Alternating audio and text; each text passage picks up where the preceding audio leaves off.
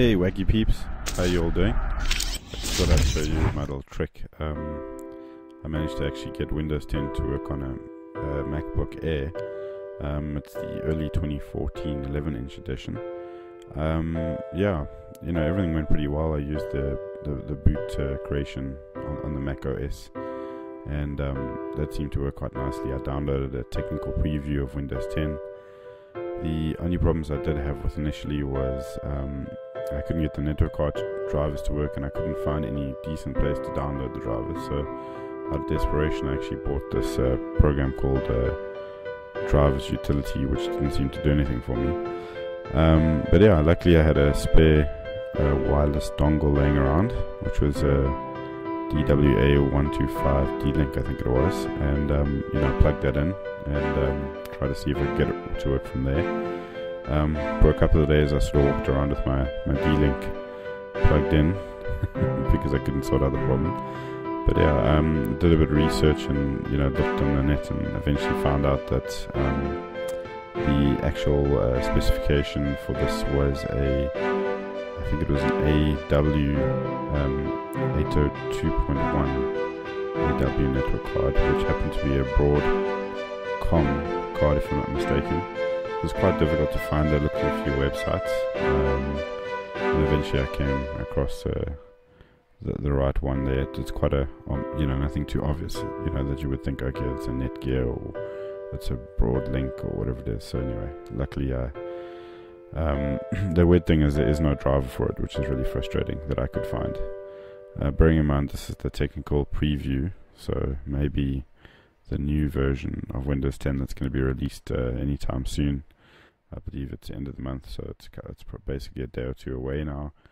Hopefully it will come with the drivers for the Mac on there, and then you won't have to have that problem. But yeah, in saying that, I actually went and bought another Netgear mini sort of Wi-Fi port dongle, and you know, it was a lot easier to walk around with, and that didn't work either.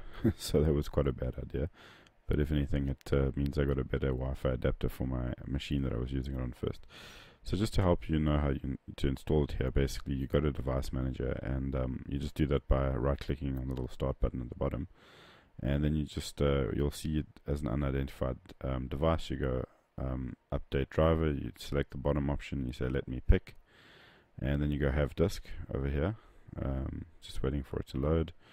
And you got to scroll through all the options. You'll see that there's nothing there for Apple, but if you find the Broadcom there, it's the first Broadcom option. The other thing that's quite interesting is it doesn't specifically say it's Broadcom wireless, but if you pick that AC 802.1 device, it actually does fix it. So that's the main thing.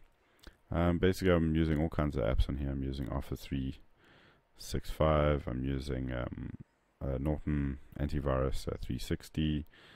You know, I can see that I'm using the Open Broadcast software, which clearly is not giving a great resolution from this video, but yeah, hopefully it just gives you an idea of what I actually did.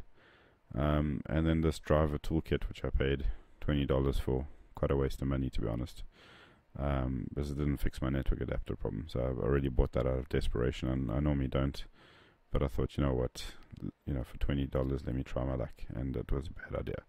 So I wouldn't recommend a driver toolkit ever, to be honest. Seems to be quite a weird program. I notice sometimes you install the drivers and they still seem to not be there, even though it doesn't give you an error and it looks like it installed it. So who knows what it's actually doing. But yeah, I'm not that impressed for $20. It really wasn't worth it at all. Yeah, so anyway, so you know, I downloaded, I think, about almost a gig of data in drivers to try and get them, you know, to get everything working.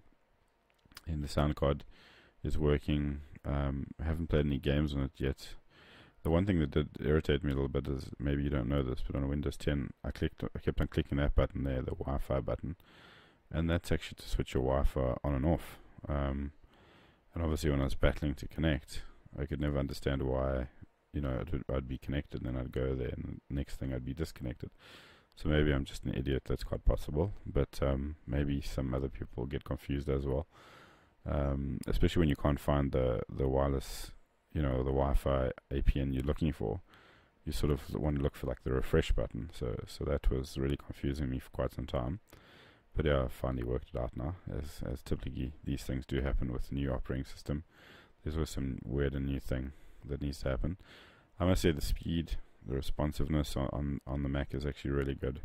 The battery life is excellent so far. I can't say it's any different to the Mac OS. I also downloaded DirectX, I think it was 11, just to get the Open Broadcast software working, and there was no issues installing that either.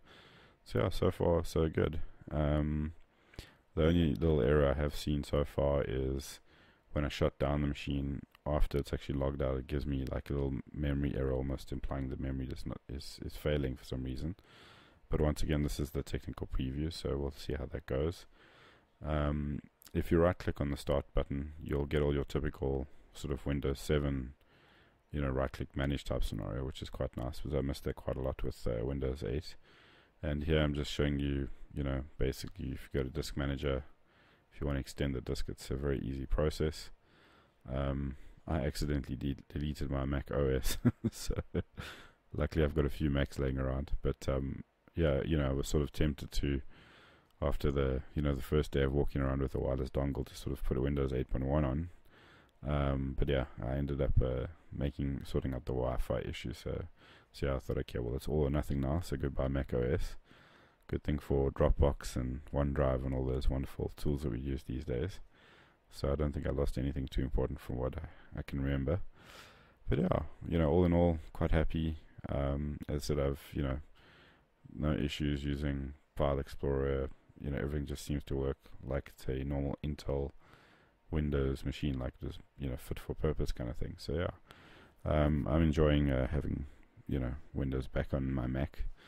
I've sort of had a hard time adjusting to the Mac OS. I really bought the Mac Air purely because I wanted a small form factor laptop that was a bit like an Ultrabook, and to be honest, the Windows equivalents are very expensive. You'll see there I just flick past the new Metro style start button, which is quite nice. I think one of the real irritations I had with version 8 was, when you launch the applications of the Metro style window, they seem to just hang. It was quite strange. And what also forced me to buy the Mac is I had a Dell that I barely used and kept on blue screening every time I unplugged it.